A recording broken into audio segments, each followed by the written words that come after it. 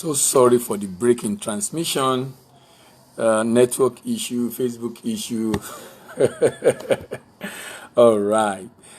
Okay, so I was talking about that to an international marketer, the different mode of entry represent very level of control. So there are different mode of entry, and what will determine this is the level of control you want to have, the level of commitment you want to put in, the level of involvement you are looking at, and the risk appetite of the company. A study of how interaction of opportunity for control and firm capability of management risk moderate the amount of risk that manager perceives to be present with varying entry mode strategy has been conducted, and three modes emerge. There is the export mode, there is the partnership mode, there is the ownership mode. There is the export mode, there is the joint venture mode, there is the sole ownership mode. The study was of US firm entering Japanese market, and managers in lower capacity firm saw the least risk in the export entry mode, whereas those in the higher capacity firm saw the least risk in the joint venture. Managers in lower capacity firms saw the least risk in the export entry mode, whereas those in the higher capacity market saw the least risk in the joint venture. Depending on how the business has grown, where the business is at that particular point in time, a lot of factors can come in. In my own submission, I divide into foreign sales representative mode, subsidiary mode, and sole ownership mode. Sales representative mode, subsidiary mode, sole ownership mode. Whichever way you look at it. What is important is that, for one, you just have a rep in the market working for you while you are in your own country. The second, you went into that country, partner with a company to do whatever it is you want to do. In marketing, in production, in selling, whatever it is. And the third mode is you now go there. You're not partnering with anybody. You want to do it by yourself and on your own. Concerning channel between nations, there are major alternative strategies for entering a foreign market. The first decision that must be made concerns where production base should be located. Where production base should be located. Should it be in the home country? Should it be in overseas? Or should it be in a free area? Free trade zones? Free ports? After the decision has been made on where the factory producing will be, a company must decide whether or not areas are to be served outside the end country in which production facility are located. And if so, what channel between countries are to be used? If so, what channel between countries are to be used? Now, I'll be discussing the entry option. Like I said, sometimes you might be looking at the production location. You can produce at home. You can produce abroad. You can produce in a free trade area. When you are producing in a free trade area, that free area can be at home. That free trade area can be abroad. When you are producing abroad, you can form a strategic alliance. You can set up your own assembly plant or your manufacturing company. When you form a strategic alliance, you can give someone a license to produce. You can give someone a franchise to act on your behalf. You can work with someone on contract manufacturing. You can also do joint venture. Whichever option you have chosen, be rest assured that all of them have implications. Implication in terms of control you have, implication in terms of commitment you have to put in, implication in terms of the risk you have to carry, and implication in terms of the level of involvement that your firm will have to engage in. But all in all, each of them have their pros and cons. What you need to do is to properly assess the situation and then take a decision on how you want to go. What you need to do is to properly assess the situation and take a decision on how you want to go. Critically assess the situation. Properly assess the situation and take a decision on how you want to act, how you want to do it, which direction you want to go. And this is so important because at the end of the day, you should be able to take a decision that you strongly believe is in the interest of your company. Meaning you'll have done your research very well so that you can enter into export market with the right mode of entry. With the right mode of entry. You know, the challenge many people have had is they want to go into export market, but they fail to understand the fact that you are literally setting up a new business, if you understand what I mean. As in, you are literally setting up a new business. What I mean is that, for example, if you are going to, you're entering a new market, you need competent hands to work with you. Now, if it's a small holder business, that's why having a rep at destination becomes necessary. So, either I'm just starting, I'm already growing, or established, whichever way it is. Whichever way you look at it. Whichever way you look at it. You will have to take a decision along these lines. Along these lines. Though some people do export mode, but they don't include the other leg I talk about, the sales representative. Because when I'm producing in my country, I can export in two ways. The first option for me to export is indirect export. The second option coming for export is direct export. First option, indirect export. Second option, direct export. What does indirect export mean? Indirect export means that I am not the one coordinating the activity of moving the goods abroad. I am not the one coordinating the activity of moving the goods abroad. Someone else is doing that. Someone else is the one coordinating the activity of moving the goods abroad. This person coordinating it can be an home country based agent, an home country based merchant, or a cooperative organization. This, in indirect export, I have three options.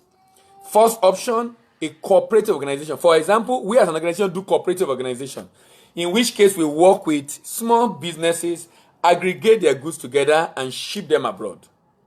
Cooperative export. In that cooperative export, the manufacturer, the small SME manufacturing, is not the one exporting. You are doing indirect export when someone else is handling the shipment of the goods. You are doing indirect export when someone else is handling the shipment of the goods. When your company is not the one handling the shipment of goods, that means someone else is doing that on your behalf. And there's nothing wrong with that. Because these are all options. I am even of the opinion that as a small business, you should not be involved in everything. You should let off some part of the business so that other people will handle it. You know what that does for you? It makes it easier for you to be able to scale. You focus on your area of strength and allow others to focus on their area of strength. And in this synergy and symbiotic relationship, you then have a potential for the growth you are looking for.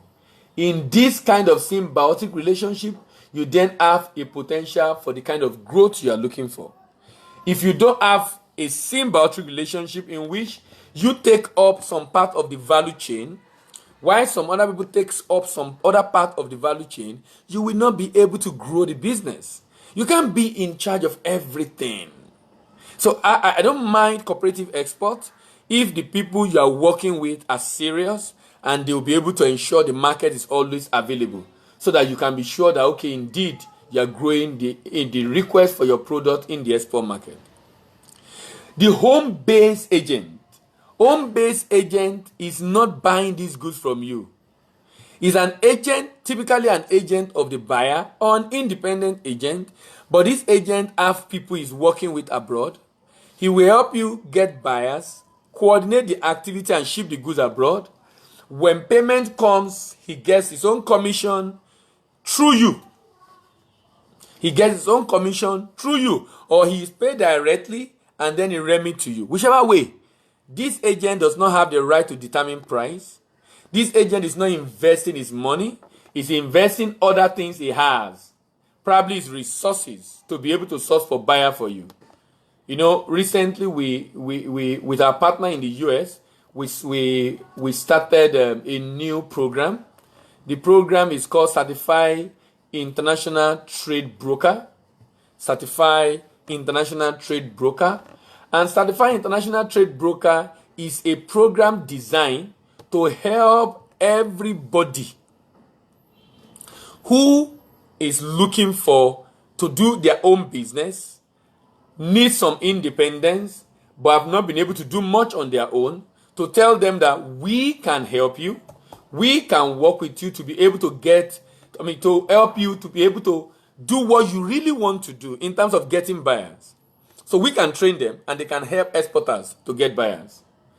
And through this certified international trade broker, they will be able to render this service after that training, because they will have been equipped with necessary skill to get all those things done. So if you are listening to me, you have a friend, you have an ally, you have a brother, you have a sister, you have someone that have left school and he is good with internet, he's good with technology, he's an internet savvy person, he spends a lot of time online and he's looking for what to do. Maybe what you can do is to sponsor them to do this program. We'll be starting it later in the year from August. You can tell them to do this program. They can do the Certified International Trade Broker. They will act as home country-based agent. That's where I'm going. They will act as home country-based agent. As an home country-based agent, they get the buyer, arrange the shipment. But the issue with home country-based agent is whatever they do is basically for them to earn a commission. They don't have the money. They just earn a commission. They don't have the money. They just earn a commission. They don't have the money. They simply earn a commission. They don't have the money. They simply earn a commission. They don't have the money. They simply earn a commission. So that means they arrange for everything. You will pay, but they undo everything for you. And do the shipment and then earn commission. Now, what makes them different from home-based merchant is a merchant is located in your country, but it buys from different sources and different groups of people. When he buys, he aggregates. When he buys, he aggregates. When he buys, he aggregates together. And having aggregated together, then is set to sell, to export. He buys, he aggregates together, and every aggregated together, he can go ahead to export the item. He can go ahead to export the item. Now, he's buying it from you. When he buys from you as a manufacturer, he's going to buy and aggregate together to ship it out. So he decides the price he's going to export. He does the documentation himself. He does everything himself. He decides what he wants to do. That is the beauty of merchants. So merchants are not small people. Merchants have the money to do it themselves. So they buy from small holders. So that means that, some people come to me and they say they want to go into export, and I tell them, look, you don't need to go and set up a factory. In fact, I am of the opinion that you should even test the market. Be a merchant. Buy from the people and begin to export. When we buy from them and begin to export, you can prove your concept to be sure there is market for that product. When you are able to get the market, you can then begin to produce in your company name. So they begin to produce for you in your company name. you can then go to the next level of setting up your own factory. So how do you start it? You start as a merchant who just buy and sell in their name. You move on from being a merchant who buy and sell in the name of the manufacturer. You become a merchant who buy and sell in your name. So they produce for you. It is called the contract production. They produce for you and then you export. They produce for you and then you export. Now, having done that, you can then move to the next level because now the business is growing. You need more control. You want to ensure that nobody mess you up. You have had enough market and this market is so much and you cannot afford anyone disappointing you at this time. So what do? You move on from the level of getting people to produce for you. You set up your own factory. You set up your own factory. And that's a very interesting and lovely progression for a merchant. A very interesting and lovely progression for a merchant. Home-based merchant, home-based agent, and cooperative organization. Now, we also have home country-based export department. Now, this is under direct export. You know, some companies are so big, because they are very big, they have their own export department set up within the company. That export department set up within the company or outside the company. So some people will have a department within the company. Some will have a subsidiary in that country. Report to the management, but independent. And these people can be a merchant, buy other people's product, but they are primarily designated to sell the company's product. So the only thing they think about is market abroad, market abroad, market abroad, market abroad, market abroad. It's a way of ensuring that you fragment the organization and make them as independent as possible, and everybody can take decisions. They can work together. They can work on their own. Of course, they depend on other people to be able to produce for them, but now they have to now pay the parent company to be able to buy, and then remit profit also. But the idea here is this: you have to study the options available for you in a typical export transaction and decide on the one you want to do. What is important and interesting about this is that you don't want to just do things because of you want to ensure you do it correctly and do it right. The challenge for many is inability to get knowledge, acquire the necessary knowledge to help them get things done correctly. So, and we tell people, if you say, because the trainer are expensive, we are saying, now you have 74 videos online, free of charge on Facebook, for you to be able to get information about export in Nigeria. That means there are no excuses again. There are no excuses again. The information is now readily available at your disposal for you to now use them to advance the cause of your business. The information is now readily available at your disposal. So if you have someone who is thinking of export and he doesn't know what to do, let him just start from part 1. Before he gets to part 74, we are going to 100, by the way, probably beyond 100. Before he gets to part 74, I'm sure he will get inspiration to do, to be able to do what he needs to do before he gets there. Because what people need to understand is the fact that it's good you have a good understanding of the business you want to do. I mean, setting up a business and having the knowledge to be able to do exactly what you want to do, know exactly what you want to do. Try to estimate the challenges also. So don't underestimate it, because some people underestimate the challenges they will face. And then work with people. Look for people who know to be able to help you, to consult for you, to advise you. They might charge you. I think it's wiser for you to be charged than for you to lose money, so that you learn it formally and get someone to advise you, encourage you, assist you with information and relevant support you need to get started, so that you can be clear in thought on what you want to do. Things should not be afterthought,